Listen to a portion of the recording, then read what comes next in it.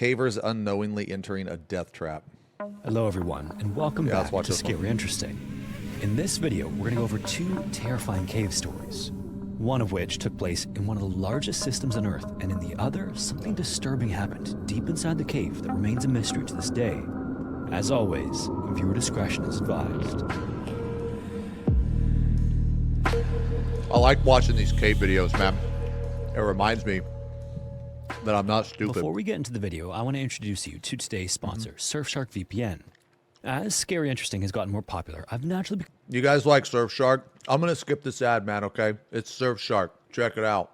Cautiously through the underground maze of Badla Cave to an area known as the Styx Branch. It was New Year's Eve in 1965 when the Romer Flores Cave Exploration Group, who were a band of eager students led by a man named Walter, embarked on what was meant to be the highlight of their multi-day caving expedition. Despite their designation as students, though, these were not amateurs. They had actually spent... Can you imagine not only caving, but also spending multiple nights inside the cave? Bro, are you fucking kidding me? That is like camping, but you're in hell. Years honing their skills in the tunnels of Hungary's Kars caves. Walter himself was also a Benedictine monk and seasoned caver, and had led many of these young men and women on past adventures. That particular night, their goal was ambitious. They'd be taking an underground journey to the Hungarian-Czechoslovakian border to an iron-gated boundary hidden deep within the cave system.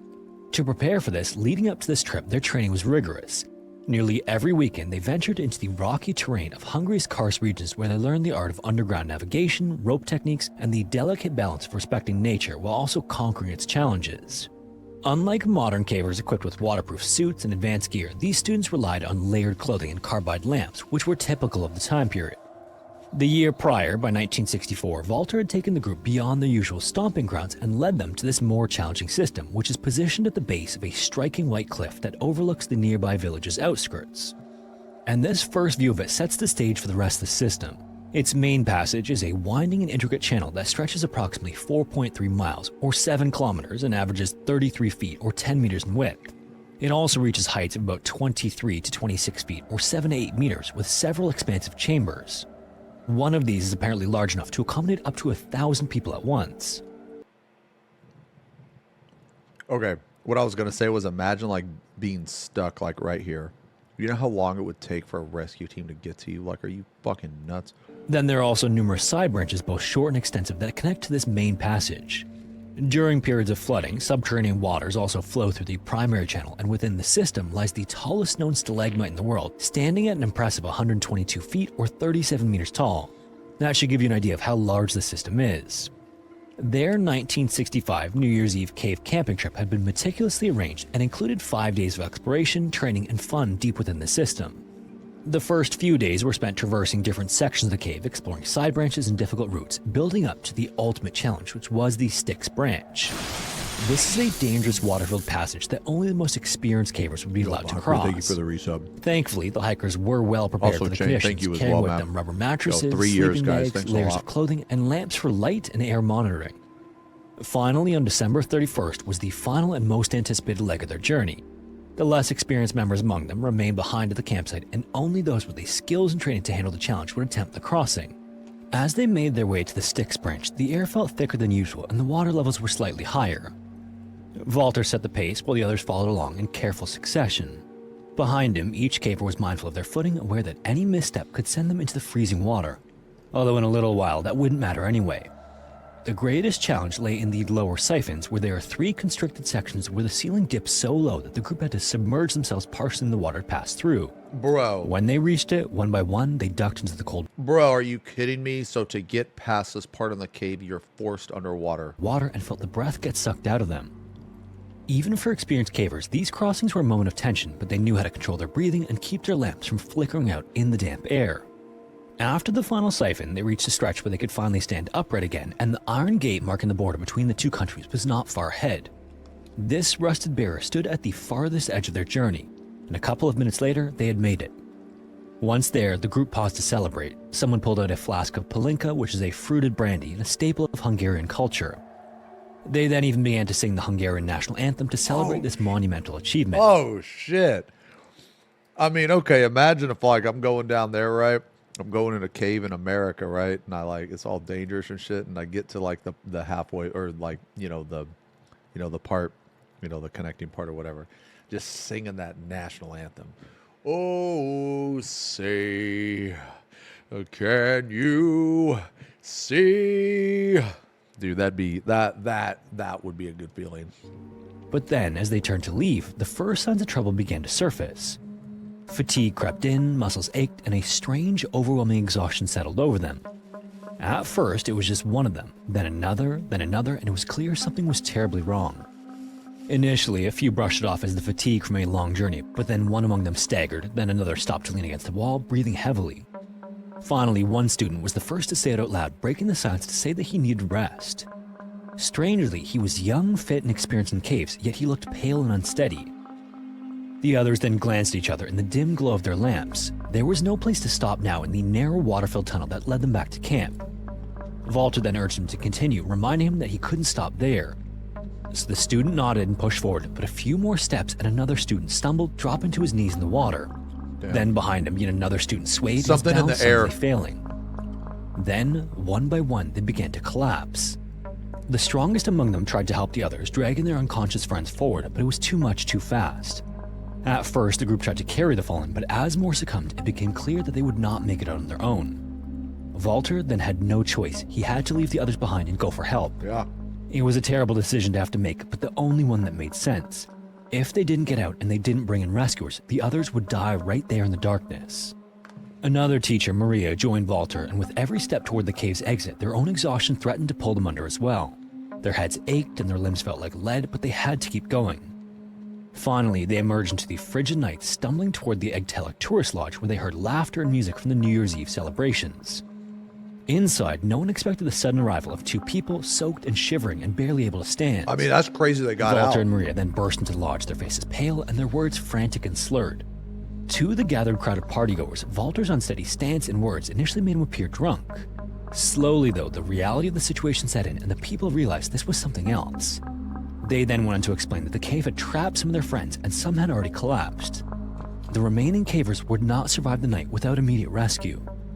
The first to respond were the border guard stationed nearby. They rushed to organize a rescue party, grabbing whatever equipment they could, but this was no ordinary rescue mission. The group needing rescue was deep within the Styx branch, beyond the narrow siphons. I literally just said that right before the start of this video, man. Then got around quickly, and soon mine rescue teams were also mobilized. Imagine needing The to rescue rescue team all the then way down in descended there. into the cave and went through the same freezing waters that had already sapped the strength of those trapped inside. As they finally neared the Styx branch, they found the first survivors barely conscious, weak, and unable to stand on their own. Some then had to be dragged out while others stumbled forward with assistance, their bodies trembling from exhaustion and exposure. And then came the worst of it. Deeper in the cave, the rescuers found the lifeless bodies of 3 students. By then, there was no saving them. One by one, the remaining cavers were pulled to safety. The rescuers moved as quickly as they could, knowing that every second counted. The last of the survivors were finally brought out hours later, their bodies soaked, their faces pale, and their expressions hollow. They had escaped, but they would never be the same. The other 3 were then pronounced dead on site, and their bodies removed under the watchful eyes of rescuers, officials, and their peers. The survivors were then rushed to the hospitals where doctors worked to stabilize them. As the news spread, shock and grief settled over Hungary. This was no ordinary accident, and something had gone terribly wrong inside Badla Cave, but no one could say yet why. As the initial shock gave way to grief, another storm of blame and unanswered questions was brewing. From the start, there was no clear explanation for what had happened inside the Styx branch that night. Hypothermia was listed as the official cause of death for the 3 who lost their lives, but that alone didn't explain why so many of the members of the group had collapsed so suddenly. It was contemplated that maybe the higher water levels reduced oxygen in the passage. However, the team had relied on carbide lamps, which served as indicators of air quality, but no one recalled their flames weakening or flickering out. Okay. Others speculated that exhaustion and prolonged exposure to the frigid water had been too much, but that didn't seem to make much sense either. A more troubling theory, however, suggested that something had seeped into the underground stream, some sort of unknown chemical contaminant that had poisoned them as they waded through the Styx branch's waters. There were even whispers that the Czechoslovakian side had issued a warning about potential contamination, though if such an alert had been made, it had never reached those inside the cave. And unfortunately, no water samples had been taken in the immediate aftermath of the incident, so if toxins had been present, there was no way to confirm it. So with no concrete cause established, attention soon shifted to the man who led the expedition. As the person responsible for organizing the cave trip, Walter became the prime target of authorities. Someone had to answer for the deaths, and in the eyes of the court, the press, and the public, it was him. Damn. And the political climate only worsened his position. I bet this is gonna like be super fucked. Like they're gonna blame this guy, and he really had nothing to do with it. And then the truth's gonna come out, but it's gonna be too late. As a monk running a youth expedition, he was already under scrutiny in a country that viewed religious institutions with suspicion. So it didn't take long for accusations to surface, and he was blamed for leading an unprepared group into dangerous conditions, for failing to call for help in time, and for abandoning his students in the cave. Bro. The media then seized on the story, warping the details to fit a more dramatic, damning narrative. Walter's leadership style, once respected for its discipline and intensity, now cast a more sinister light. Some articles even implied that the group had been living under extreme conditions by choice, embracing a kind of religious self-denial and self-discipline that had weakened them before the fatal caving trip even began. And despite expert testimonies that suggested the disaster had not been Walter's fault, momentum against him continued to build. At first, there was reason to believe that he might be acquitted and that logic and fairness would prevail. But then the following summer, an unrelated incident sealed his fate. While boating with the sister of one of the deceased cavers, he was caught in a sudden storm. Everyone survived, but the event was heavily scrutinized. This then painted him as a reckless man who courted disaster wherever he went. And although the storm was an uncontrollable force of nature, the mere fact that he had been involved in yet another life-threatening situation was enough to turn the tide against him. After facing trial, the verdict came in, and Walter was found guilty of negligence and abandonment. He was then sentenced to 3 years in prison. This ruling would have lasting consequences, and not only for him, but for Hungarian caving as a whole. Within a year of the tragedy, every youth caving group in Hungary had been disbanded. The legal precedent had been set. If an accident occurred, a teacher or expedition leader could be held personally responsible, even if they had no control over the circumstances. And nobody wants to no do it one anymore. wants to take that risk. Yeah. This fear of liability strangled what had once been a thriving community of young explorers, and for years, caving expeditions dwindled as a result. Meanwhile, Walter served a sentence, and although he was released, he was barred from teaching. It was only in the early 1990s that he was permitted to teach again, but by then, the best years were behind him. And even though the world had moved on, his name remained inextricably tied to the disaster at Badla Cave. To this day, the full truth of what happened in the Styx branch remains elusive. Wow. We Theories still don't persist, know. including oxygen depletion, exhaustion, and toxic contamination, but with no physical evidence left to examine, they remain just speculation. The air inside Xeno Cheve was damp, cool, and thick with the smell of earth and stone, and the low murmur of distant water that echoed through the tunnels was Hey, broken Todd, thanks a only lot by for the the occasional restart, clink brother. of climbing gear and the 66 muffled months, man. conversations of cavers preparing for their descent. Somewhere within this vast underground labyrinth, 25-year-old Christopher Yeager sat across from Jim Smith, listening but not really listening. That first story was sad, man. They never found out why, and the guy got blamed for something that wasn't his fault. Jim, who was an elite caver with experience in some of the most treacherous systems on Earth, had seen this all before. For 30 minutes, he tried to drill into Christopher's head just how dangerous the expedition ahead truly was. During this conversation, Jim spoke of the cold, the exhaustion, and the relentless physical and mental strain of spending days underground with no natural light and no easy escape. He explained how every piece of equipment had to be handled with precision, or how a simple oversight could mean death. However, Christopher, nodding along, didn't seem to grasp the gravity of the situation. He had only been caving for 2 years, which was barely enough time to understand the basics, let alone the complexities of a cave like Cheve. Really? And he had come prepared, or so he believed, with a 55-pound pack for what he intended to be a 7-day stay. To the others, it was immediately clear that this load was excessive. Carrying that Dude, much you can weight be a through caver cave's for vertical 2 drops and years narrow and not passages even would be fully punishing. understand the basics? Jim then gave Christopher one last hard look and warned him that this was not the place to mess around. Cheve Cave is hidden beneath the rugged Sierra Juarez Mountains in Mexico and is unlike almost any other place on Earth. It was first discovered in the mid-1980s by Bill Farr and Carol Vesely, and it was quickly realized that Sistema Cheve was one of the most complex cave systems in existence. By 2023, explorers had Where mapped did the more tree go? I mean, than 55 miles or 89 kilometers. we'd of probably twisted do a tree passages, later or sheer something. vertical cliffs, and underground rivers. Good morning. Its deepest known point stretches nearly a mile, or 1,500 meters below the surface, making it the second deepest cave in Mexico and the Americas and the 11th deepest in the world. Scientists believe, however, that even that depth may not be its true bottom. Unlike typical cave systems, which often end in a terminal sump, which is an impassable flooded passage, Cheve just seems to keep going.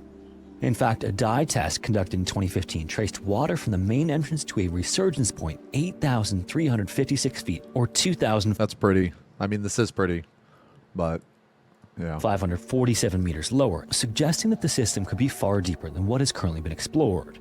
And with that much depth potential, Cheve could be the greatest known vertical drop of any cave system on the planet, and reaching the deepest point is not a simple descent. So far, the cave has 35 separate vertical drops, some requiring... Dude, look how fucking deep this is, man. Look, here's the guy. What the fuck? Long, free-hanging rappels into darkness. And for these rappels, more than 2 kilometers of rope has to be carefully set up to reach the known bottom. Bro. And beyond just the rope, the deeper you go, the more challenging the logistics become. The air is cool but damp, with temperatures ranging from 46 to 52 degrees Fahrenheit or 8 to 11 Celsius.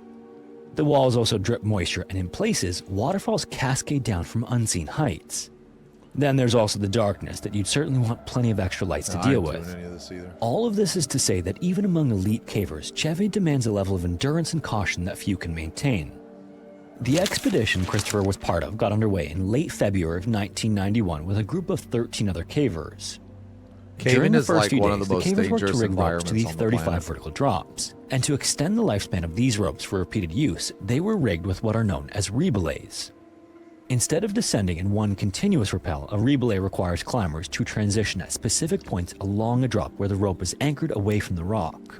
This keeps the rope from rubbing against the walls, but it also requires a bit more of a process for climbers to navigate. When reaching a rebelay, the rope is secured to an anchor, creating a small loop that provides a foothold. At this point, the climber must clip into the anchor and transfer their weight onto it. They then remove their rappel device, reattach it to the next section of rope, step into the loop to relieve tension on the anchor, and detach it from the anchor before continuing to descend. This 6-step process... You happy? You satisfied with yourself? ...may save climbers from having to constantly replace rope due to wear and tear, but it also adds complexity compared to a single anchored rope. But in any case, as all of this rigging was going on, Christopher remained outside the cave with some of the others, and that was probably just as well. Straight for a little bit. He came down with a bout of diarrhea that sidelined him anyway, so not being involved in the rigging process allowed him a few days to recuperate. Bro, are you serious? Oh my fucking... Imagine having diarrhea in a cave. That has got to be like, not only embarrassing, but awful. This meant that it wouldn't be until March 1st when he was finally well enough to begin the expedition. Around 1:30 that afternoon, Christopher weighed down... I'm going to be real. If you got a shitting in a cave is probably one of the worst places. His heavy pack followed veteran caver Peter Haberland into the cave entrance. And just barely 3 hours into it, his inexperience began to show. And at the 4th drop inside the cave, Peter went first and reached the bottom before Christopher started his descent. This drop would be the first rebelay he'd have to negotiate, but not just on this expedition. It would be his first rebelay ever.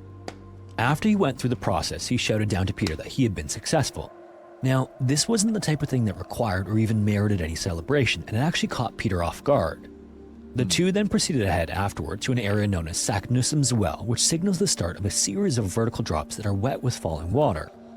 At the first of these drops, Peter went first once again, and as soon as he was safely at the bottom, he called back to Christopher to let him know that he was good to start his descent. As he began attaching himself to the rope though, Christopher made a critical mistake. He failed to properly secure his rappel rack, which is the vital piece of metal equipment that controls descent down the ropes. One mistake saw the device slip from his hands and plummet down into the darkness below. And losing a rappel rack inside a super cave was not just an inconvenience, it was a disaster. Without it, Christopher had no safe way to descend. Wow. He was then forced to borrow Peter's equipment to carefully rappel down to where his own rack had landed. Against all odds, he somehow managed to find it, so the two cavers pressed on. Holy shit, he actually found it? Vertical drops. Okay. At one point, they lost the main route and wandered aimlessly for about 45 minutes, searching for a way forward. By the time they got back on the right track and reached their next major obstacle, they had already been inside the cave for 7 exhausting hours. They then reached the first of 2 consecutive rope drops, and once they successfully made it down to the bottom, they'd only be about 30 minutes out from Camp 2, which was their final stop for the day. Just like the previous drops, Peter went first, but even as experienced as he was, it still took him upwards of 10 minutes to make it to the end of the rope at the bottom. On his way down as well, when he reached the rebelay point, he discovered that the loop at the end of the rope was too long. As a result, there was no slack in the rope that would allow him to release the tether. So thinking quickly, he fixed what's known as a foot ascender to himself to climb back up just a few feet so that he creates some slack in the rope. This was exactly the right thing to do in the situation, and moments later began descending again down to the bottom of a spot known as the 23-meter drop, which was a sheer 75-foot high cliff.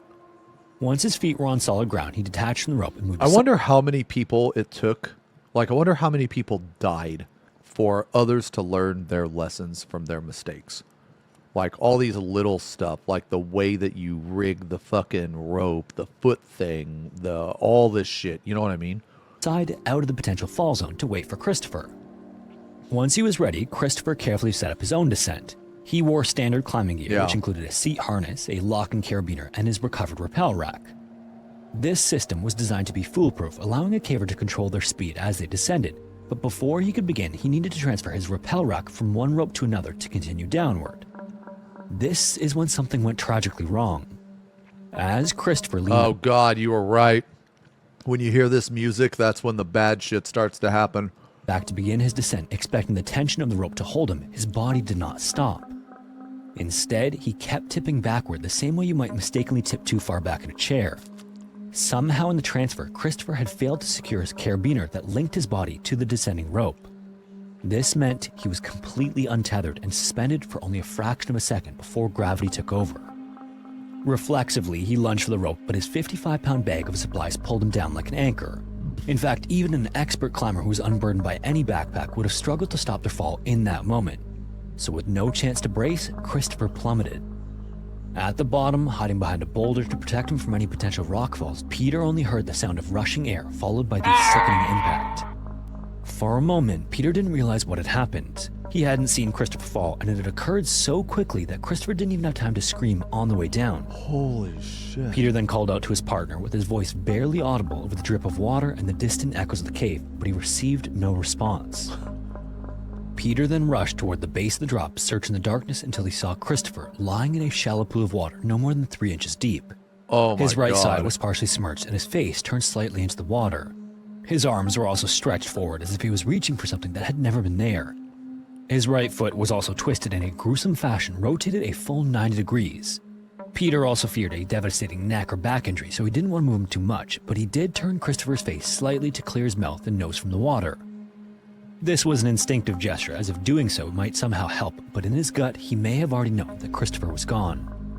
With no time to grieve, Peter took off toward Camp 2, which was a 20-minute descent deeper into the cave. When he arrived, breathless and clearly disturbed by what he had seen moments earlier, he found 2 fellow cavers. All he told them was that Christopher fell and no further explanation was needed. The 3 men then gathered emergency supplies, including a sleeping bag and first aid equipment, and rushed back to That's Christopher's nuts, body. dude. So there are people like I wonder how many people actually.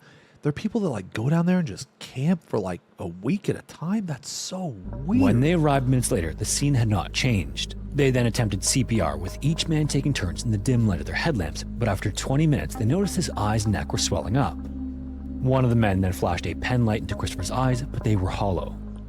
The reality of their situation soon settled in. They were nearly a kilometer below ground, several miles from the cave entrance, and surrounded by vertical drops that had taken them hours to navigate on the way in. Hauling a person through this was an impossibility for 3 men without the supplies that would be necessary for removal. So, for 11 days, Christopher's body remained in the cave. His father and several of his friends flew to Mexico as soon as they received word of the What tragedy, the and they were explaining the fuck? situation when they arrived. Getting Christopher out was all but an impossibility, so the expedition's cavers recommended they bury him inside the cave. His family then agreed to this, and Christopher was entombed in the very place he fell. After the burial took place, however, Christopher's family had second thoughts and decided that they prefer to have his body retrieved from the cave. So almost a full year after the accident occurred, on February 8th, 1992, a team of Christopher's friends and a group Holy of Polish shit. climbers mounted an unprecedented recovery operation. Using a complex system of ropes and pulleys, they painstakingly retrieved his remains from the depths of Cheve Cave and returned him to his family in Indiana.